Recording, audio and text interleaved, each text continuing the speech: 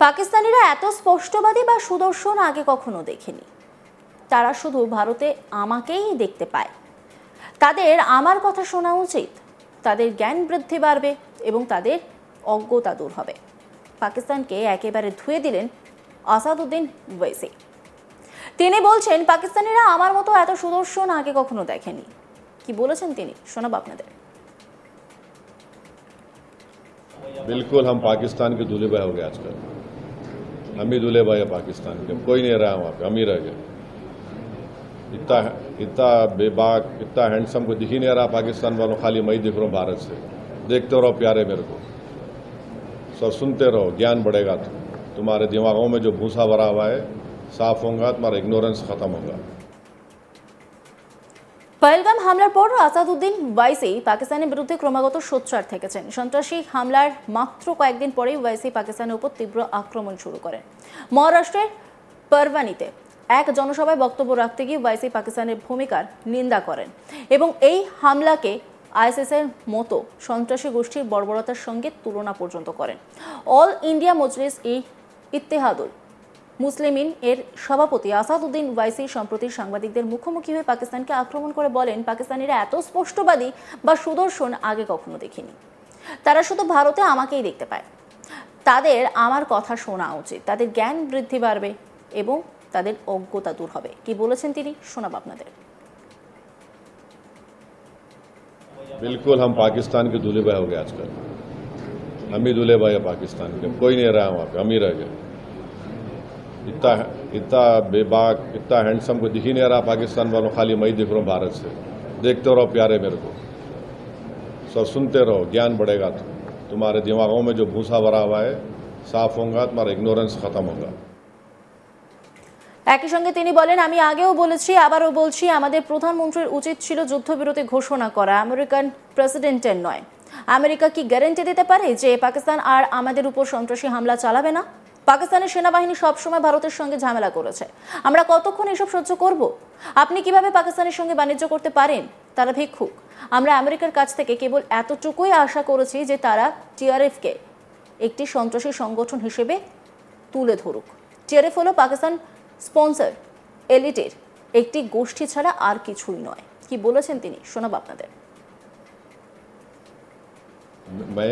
मैंने ये कहा, फिर से कह रहा हूं कि सीज फायर का अनाउंसमेंट हमारे प्रधानमंत्री को करना चाहिए था,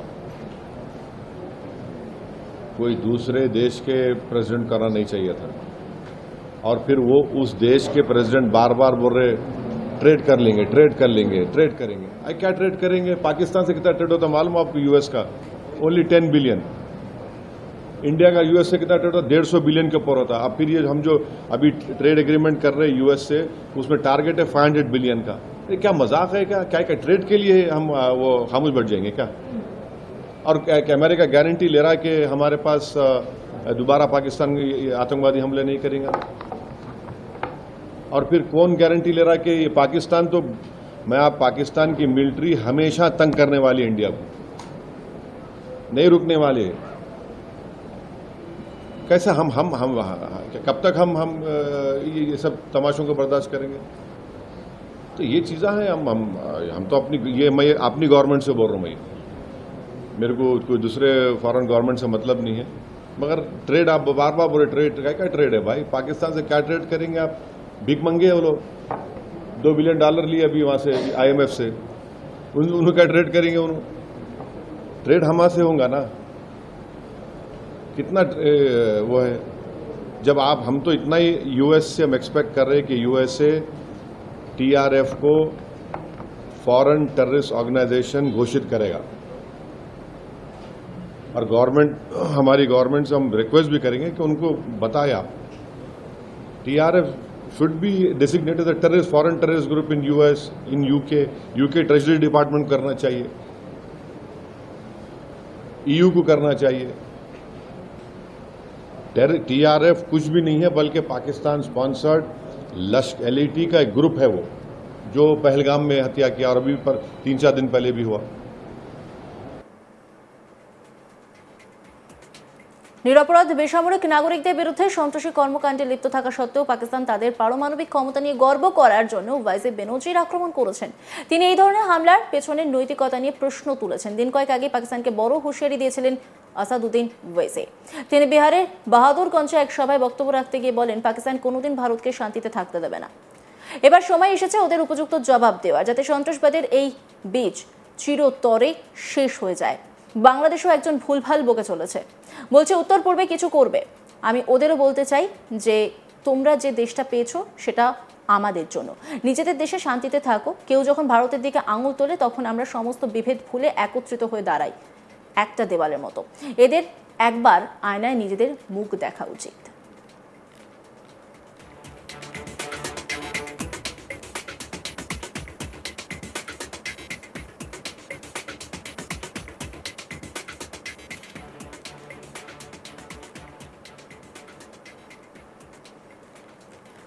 আসাদুদ্দিন ওয়াইসি তিনি বলছেন যে পাকিস্তানিরা এত স্পষ্টবাদী বা সুদর্শন আগে কখনো দেখিনি। তারা শুধুমাত্র ভারতে আমাকেই দেখতে পায়। তাদের আমার কথা শোনা উচিত, তাদের জ্ঞান বৃদ্ধি বাড়বে এবং তাদের অজ্ঞতা দূর হবে। তিনি কি বলেছেন শোনাবো আপনাদের।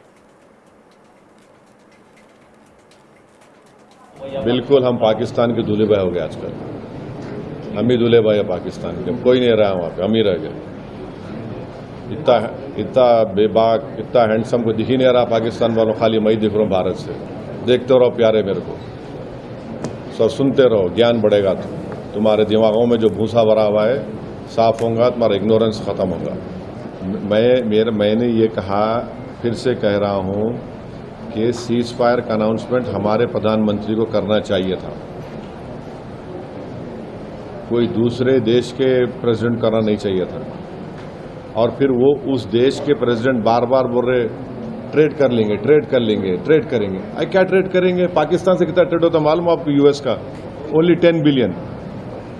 इंडिया का यूएस से कितना ट्रेड होता? 150 बिलियन के ऊपर होता। अब फिर ये हम जो अभी ट्रेड एग्रीमेंट कर रहे हैं यूएस से, उसमें टारगेट है 500 बिलियन का। क्या मजाक है क्या? क्या ट्रेड के लिए हम वो खामोश बैठ जाएंगे क्या? और अमेरिका गारंटी ले रहा है कि हमारे पास दोबारा पाकिस्तान आतंकवादी हमले नहीं करेंगे।